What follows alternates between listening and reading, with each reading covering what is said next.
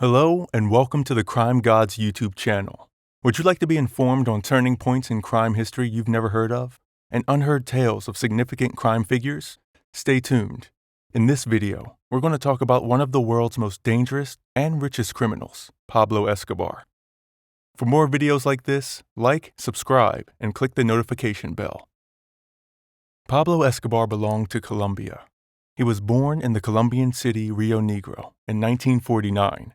He was born into a poor family, where his father was a farmer and his mother a school teacher. Pablo had no interest in school. From fake brand cigarettes to fake lottery tickets, he sold them all to make money. In 1970, Pablo started stealing cars. He worked for different smugglers as well. Kidnapping people for ransom was very common and easy for him. Later, he started selling cocaine and other drugs.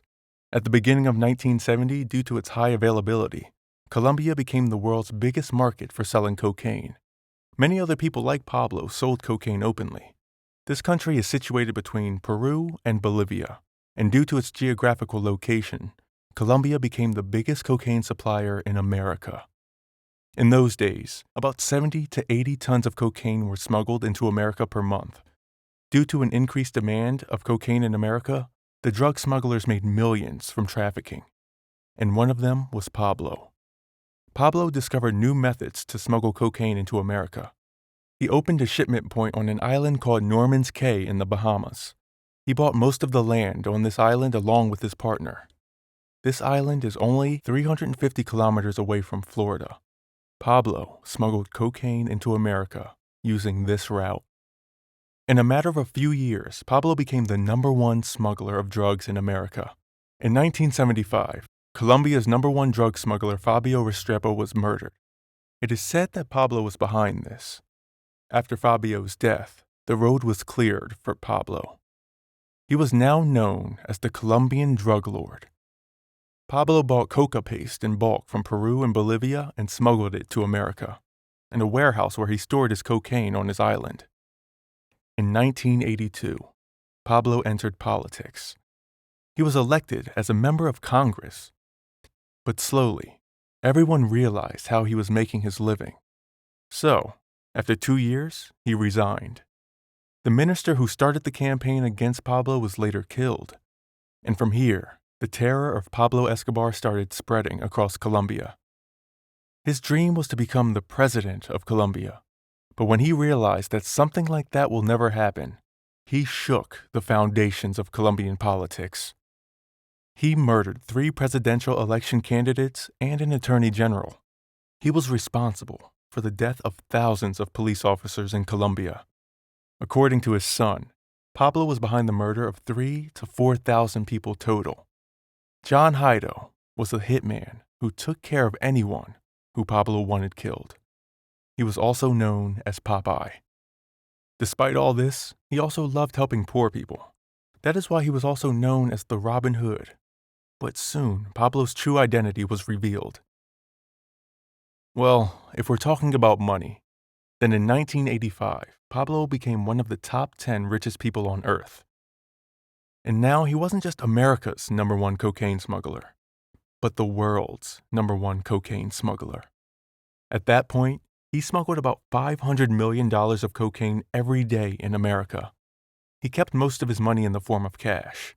So much cash that he spent thousands of dollars on rubber bands alone.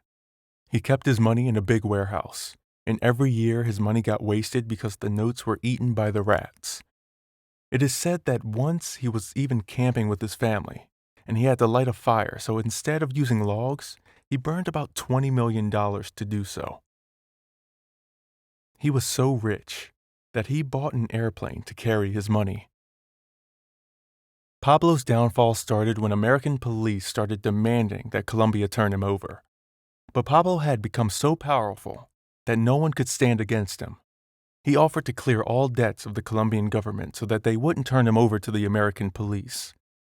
He knew that at any moment he would be arrested and offered to the American government. That's why in 1991, he decided to surrender himself in front of the Colombian government. His condition for surrender was that he won't be offered to America. Colombian government officials agreed to this condition, but he was never sent to jail and was allowed to make his own jail. Yes, He constructed his own jail, which was nothing short of a palace. This jail was called La Catedral.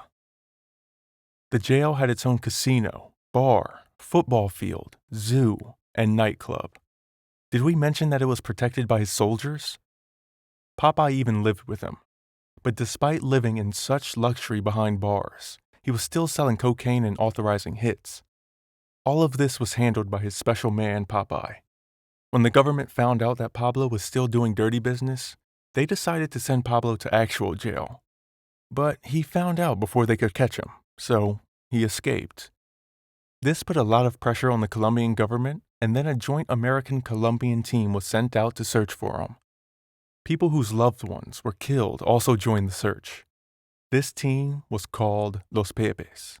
This team consisted of all the enemies of Pablo. This team hated him. They killed almost 300 allies of his, including his relatives and his lawyer, but Pablo was nowhere to be found. After 16 months of searching, on December 2nd, 1993, Pablo's hideout was finally discovered. This happened one day after his birthday. The person who brought drugs to Pablo to enjoy for his birthday was being tracked, and police found that he was hiding in Los Olivos. According to the police, he tried to fight back, and during that, he was killed. He had bullets in his leg and ear, but his brother and son have a different thought about Pablo's death. According to them, Pablo committed suicide, and he wasn't killed in a gunfight. According to his brothers, he had already told them that he would commit suicide by shooting himself in the ear before getting caught. It is said that the bullet found inside him was fired from his own gun. At that time, Pablo's death became the biggest news in the whole world. The deadly cocaine king was gone. Despite everything, many Colombians have a soft spot in their heart for Escobar. It is said that more than 25,000 people had participated in his final burial. All these people were those that he helped construct homes for. Popeye had already surrendered himself to the police before Pablo was caught. This man had confessed that he had tortured and killed more than 200 people. He was jailed for 24 years. Popeye has recently come out of jail and has become an activist and makes YouTube videos on Colombia's problems and politics. He has millions of subscribers. Pablo's remaining family includes his son and daughter. They moved to Germany long before Pablo's death, and they still live there. That's it for today.